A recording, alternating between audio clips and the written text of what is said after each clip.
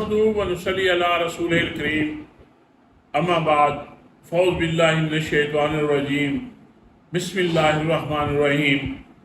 معزز ناظرین السلام علیکم ورحمۃ اللہ وبرکاتہ۔ میں ہوں میاں محمد اکرم آپ کی خدمت میں حاضر۔ ناظرین، جو ایک ولیج لائف سٹائل ہے دیہاتی زندگی کا، اس کے بھی عجیب مزے ہیں کہ جب میں اپنے بچپن کو یاد کرتا ہوں کہ میرا بچپن ایک دیہات میں گزرا، اور دیہاتوں میں ایک کلچر ہوتا ہے کہ سردیوں میں جگہ جگہ پہ مخصوص جگہوں پہ اوپلے جو گوبر کے بنتے ہیں ان کو آگ لگا کر، جس کو علاقائی زبان میں کہتے ہیں دھواں لگا دینا، تو آگ تاپنے کے لیے لوگ وہاں پہ اکٹھے ہو جاتے تھے۔ ان میں بزرگ بھی ہوتے تھے، ہمارے جیسے بچے بھی ساتھ ہوتے تھے۔ تو اس وقت چونکہ پاکستان کو بنے ہوئے زیادہ عرصہ نہیں ہوا تھا، تو ہمارے یہ اکثر سوال ہوتے تھے بزرگوں سے کہ آپ نے پاکستان کو بنتے دیکھا، تو یہ زیادہ دلچسپی کی باتیں ہمارے لیے یہ ہوتی تھی کہ ہم ان سے کہتے تھے کہ آپ جب ہندوؤں کے ساتھ رہتے تھے تو ہندوؤں کے بارے میں ہمیں بتایا کہ وہ کس طرح کے لوگ تھے۔ تو اس وقت بزرگ ان کے حوالے سے اپنے آنکھوں دیکھے جو حالات ہوتے تھے وہ بتاتے تھے۔ ان میں ایک واقعہ کھوتے رام کا بھی ایک بزرگ سے ہم نے سنا۔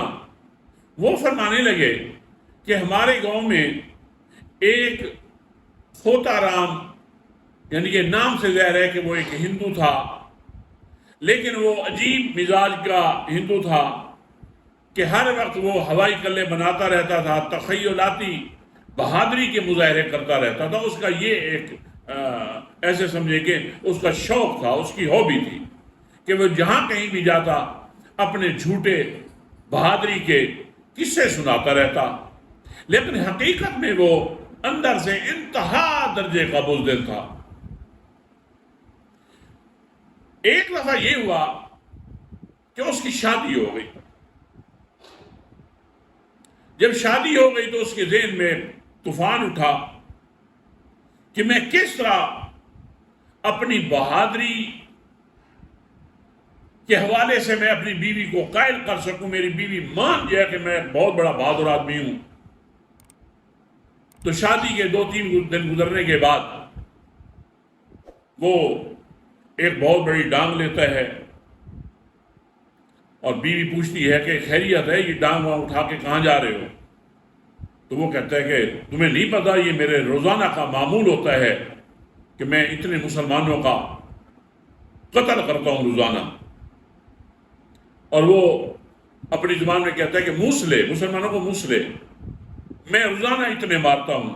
یعنی کہ اس وقت ہندوؤں میں یہ ایک بہت بڑی بہادری اور اعزاز کی بات سمجھی جاتی تھی کہ اگر وہ کسی مسلمان کو قتل کر دیتا تو۔ اب اس کی بیوی پریشان ہوئی اور ڈر بھی گئی اندر سے کہ یہ تو انتہا درجے کا بہادر اور انتہا درجے کا ساتھ ظالم بھی ہے۔ تو وہ جناب گیا، گاؤں سے باہر نکل گیا، کچھ ویرانے میں چلا گیا جہاں پہ مختلف قسم کی جھاڑیاں اگی ہوئی تھیں، اور وہ ایک جھاڑی کے اوپر ڈانگ اٹھا کر کھڑا ہو جاتا اور ان کو مارنا شروع کر دیتا۔ ہاں جی، میں نے اتنے مار دیے، میں نے اتنے مار دیے، میں نے اتنے مار دیے۔ اب وہ پسینہ پسینہ ہو کر جب گھر آتا تو بیوی پانی لے کے آتی کہ جناب یہ دیکھ اس نے بڑا کام کیا۔ ہاں بھی آج کہتے ہیں میں نے آج اتنے مسلے مار دیے ہیں۔ اب بیوی کے لیے روزانہ کا ایک قصہ تھا، روزانہ روٹین سے وہ جاتا تھا اور یہ کام کر کے آتا تھا، اور وہی پرانا گھسا پیٹا فلسفہ بیان کرتا کہ جی میں نے اتنے مسلے مار دیے۔ اس کی بیوی کو تھوڑی سی سینس تھی، عقل تھی۔ اس نے کیا کہ یہ اتنے مار کے چلا آتا ہے، اس کے اوپر کوئی زخم کا نشان نہیں ہوتا، تو اس کا مطلب یہ ہے کہ اتنا غیر گزرے تو کوئی بھی نہیں ہے نا کہ وہ اس کو رسپونڈ نہ کرے، کوئی اس کے خلاف کسی کا ریئیکشن نہ ہو مسلمان کا، یہ تو ممکن نہیں ہے۔ تو ایک دن اس نے ایک جاسوس کو اس کے پیچھے لگایا، وہ جاسوس جیسے یہ گیا وہاں پہ اس کو پیچھا کرتا ہوا اس کا، وہ وہاں پہ جا کر اس نے دیکھا تو وہاں پہ وہ ایک ایکٹنگ کر رہا تھا۔ اس نے آ کر اس کی بیوی کو یہ بتایا کہ آپ کا خامند سوائے جھوٹ اور آپ کے اوپر روب ڈالنے کے اس کے علاوہ کچھ نہیں کر رہا، یہ تو ایک ایکٹنگ کر رہا ہے اور اس ایکٹنگ سے آپ مرعوب ہو رہی ہیں۔ اس نے کہا ٹھیک ہے، اگر مجھے اب پتہ چل گیا تو میں اب اس کا علاج بھی کرتی ہوں۔ ایک دن جیسے ہی کھوتا رام اپنے مشن پہ نکلا تو بیگم نے مردوں کا لباس پہنا، ایک تگڑے کڑین مرد کا روپ دھارا، مونچھیں لگائیں، نقاب کیا، اس وقت کے حالات کے مطابق اسلحہ اٹھایا اور جناب گھوڑے کو دوڑا کر وہاں پہ لے گئی۔ جب وہاں پہ پہنچی تو وہ یرغمیں کر رہا تھا۔ اس نے جیسے ہی اس نے للکارا کھوتا رام جناب رام رام رام رام رام رام، اس کی کپ کپی شروع ہو گئی، ٹانگیں کانپ رہی ہیں، اس کی دھوتی گیلی ہو رہی ہے کیونکہ وہ تو اندر سے انتہا درجے کا بزدل تھا۔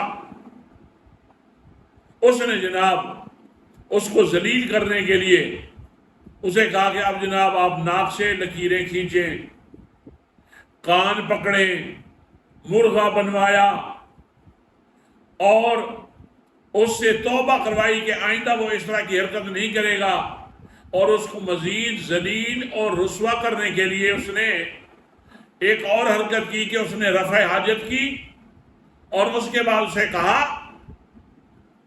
کہ جاؤ پانی کا لوٹا بھر کے لاؤ اور میرا استنجا کرواؤ۔ اب وہ مرتا کیا نہ کرتا، جان بھی تو بچانی تھی کہ اگر اس کے ایک کسی حکم کی یہ خلاف ورزی کرتا یا ماننے سے انکار کرتا، اس نے تو اس کی گردن اتارنی تھی جو اس نے اس کو کہا۔ اس کو تو اپنی گردن اڑتی ہوئی نظر آ رہی تھی۔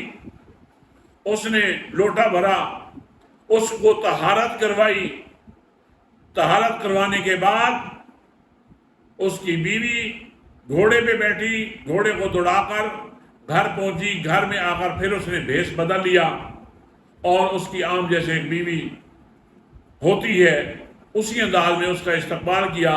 لیکن اس دن وہ جو آ کر آتے ہی ایک بڑک مارتا تھا کہ پیچھے ہٹ جاؤ، آج میں نے اتنے موسلے مارے ہیں، لیکن اس دن وہ کہہ تو رہا تھا کہ آج میں اتنے موسلے مارے ہیں، لیکن زبان اس کا ساتھ نہیں دے رہی تھی۔ رنگ اس کا اڑا ہوا تھا، رنگ اس کا اترا ہوا تھا، ٹانگیں کانپ رہی تھی، خود وہ ہانپ رہا تھا۔ تو پھر اس کے بعد بیوی نے اسے کہا کہ مجھے پتہ چل گیا ہے جتنے تو موسلے مارتا ہے، آج تمہارے ساتھ کیا ہوا ہے؟ کان پکڑے ہیں، اس کے پاؤں پڑے ہو، ناک سے لکیریں کھینچی ہیں، اور پھر بڑے ذلت اور رسوائی کا جو تم نے مظاہرہ کیا ہے اور جو تمہارے ساتھ ہوا ہے، تم اتنے ذلیل اور بزدل ہوئے کہ اس کی آپ نے طہارت بھی کروائی ہے۔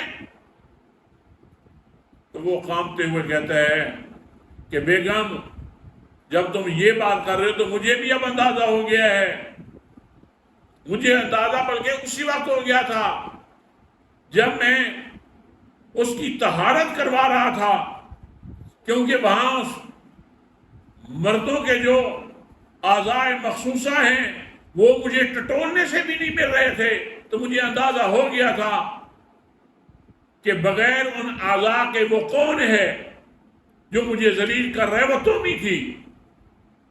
اس کے بعد اس نے آئندہ ایسی حرکتیں کرنے سے توبہ کر لی اور وہ ہنسی خوشی رہنے لگے۔ ہم یہ بچے جب بزرگوں سے یہ واقعہ سنتے تو کھل کھلا کے ہمارے پیٹ میں درد بڑھ جاتے جناب، ہنس ہنس کے ہمارا برا حال ہو جاتا۔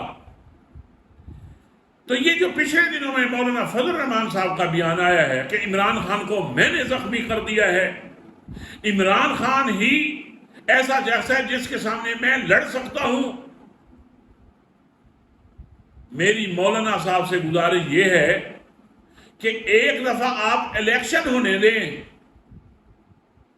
عوام نے آپ کے ساتھ وہ حشر کرنا ہے جو کھوتا رام کی بیوی نے کھوتا رام سے کیا تھا۔ یہ عوام آپ کو مولانا فضل الرحمان سے کھوتا رام بنا کے رکھ لے گی۔ اگر اتنی اخلاقی جرات ہے تو پبلک میں نکل کر دیکھو، لیکن نہیں کر سکو گے ایسا۔ افسوس کی بات ہے کہ نہ عالم دین کے ساتھ تمہاری زبان کی کوئی مماثلت ہے، نہ تمہارے کردار کی کوئی مماثلت ہے۔ یہی دعا کر سکتا ہوں کہ اللہ تعالیٰ آپ کو ہدایت دے۔ دین کو بیچا ہے اور اتنا سستا بیچا ہے کہ میرے خیال میں اب تو صرف پاکستان کے عوام نہیں، میں تو یہ سمجھتا ہوں کہ آپ اس وقت امت مسلمہ کے اوپر بہت بڑے بوجھ ہیں، اور اللہ سے یہی دعا ہے کہ اللہ تعالیٰ جلد آپ جیسے بوجھ کو ہمارے کندھوں سے اتارے اور علماء حق ان کا ساتھ میں نصیب فرمائے۔ اسی کے ساتھ ہی اجازت چاہتا ہوں۔ السلام علیکم ورحمۃ اللہ وبرکاتہ۔